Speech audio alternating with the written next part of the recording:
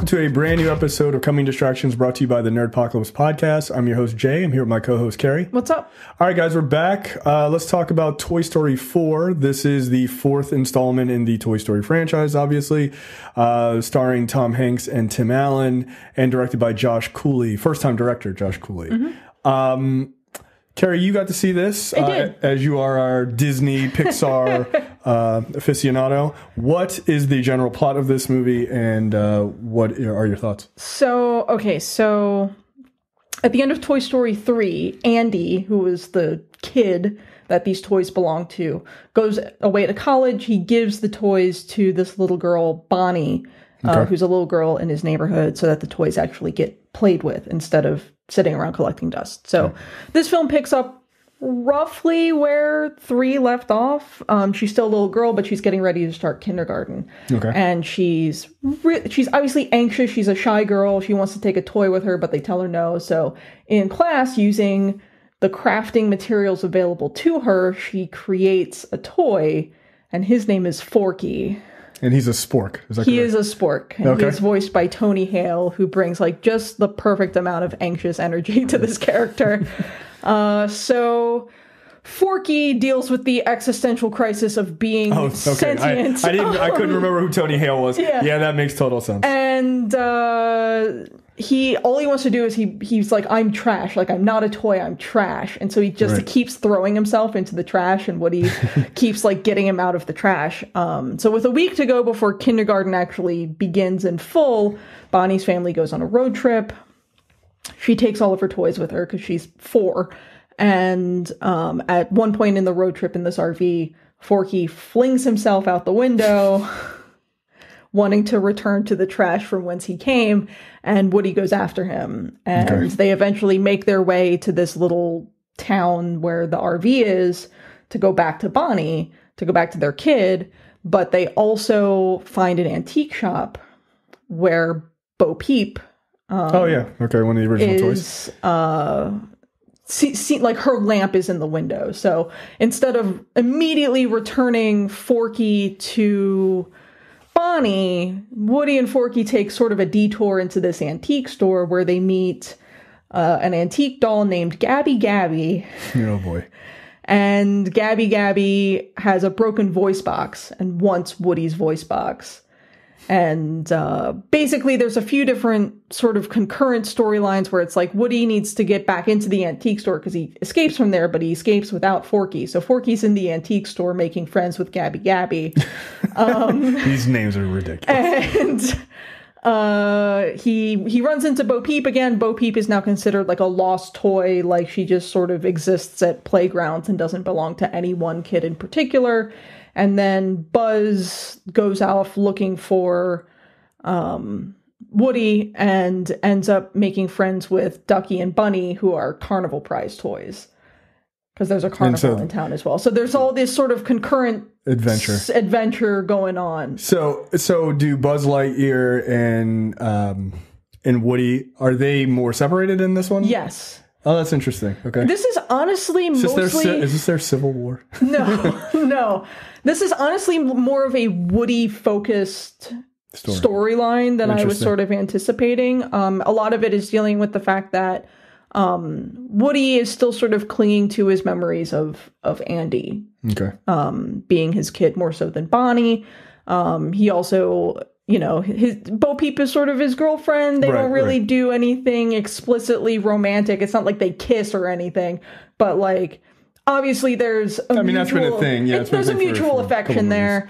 And so with Bo Peep now sort of like living life on her own, it's sort of like a lot of it is Woody sort of struggling to find his purpose because Bonnie doesn't really play with him so much. So like he misses being played with, which is ostensibly a toy's purpose.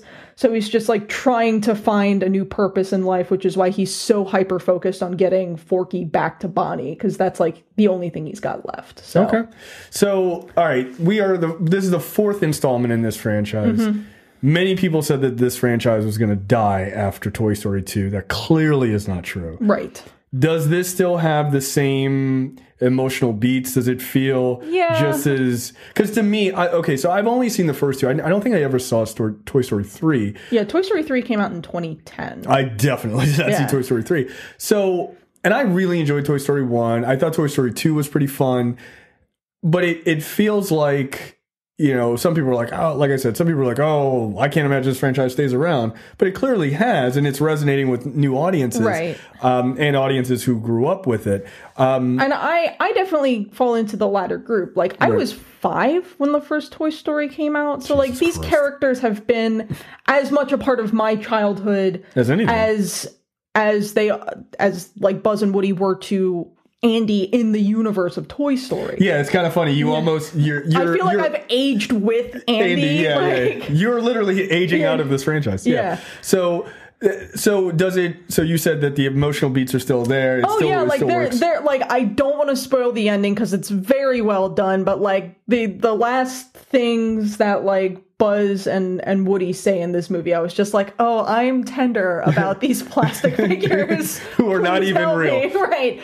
I mean, it's one of those, it's like, it's a very sweetly nostalgic story. Like, it's one of those things where, like, it will obviously resonate with children who play with toys, but I feel like it resonates with adults who, grew up playing with toys and, moved on to different parts of their life and whatnot. Yeah, it's got a nostalgic sweetness to it that, like, never really gets, like, too cloyingly so.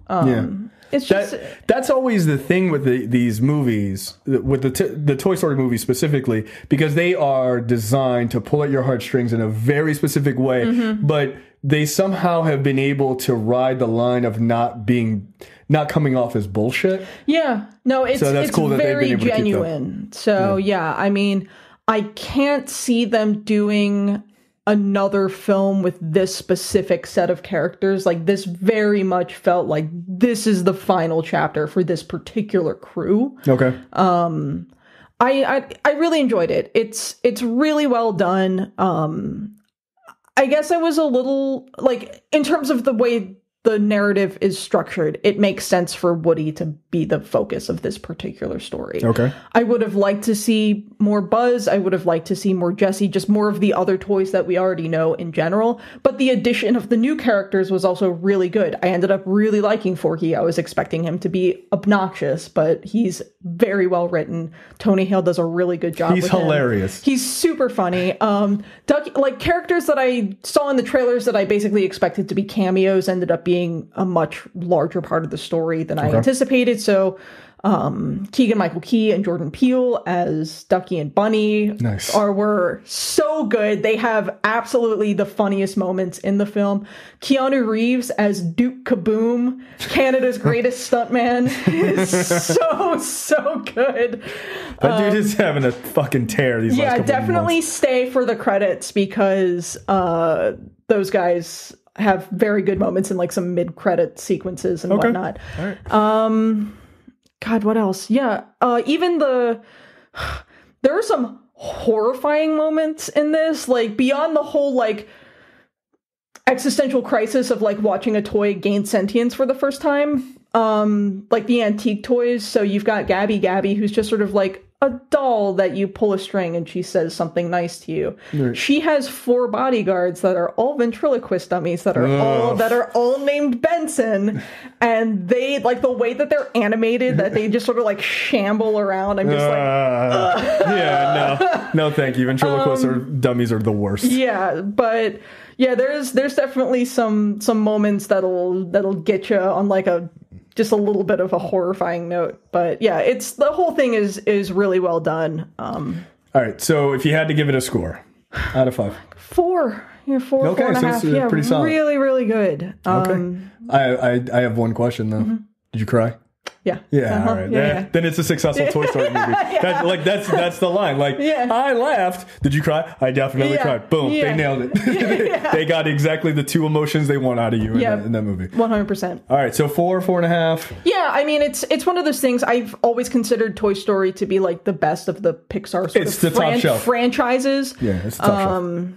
So yeah, I mean, they've done it once again. So They really did a good job. All right, there you go. Toy Story 4, and we will see you guys next time. Thanks. Bye. You're watching the Nerdpocalypse YouTube channel. Make sure you click that button to subscribe and check out our weekly podcast where we talk about movie, TV, news, tech, and weird stories from around the internet.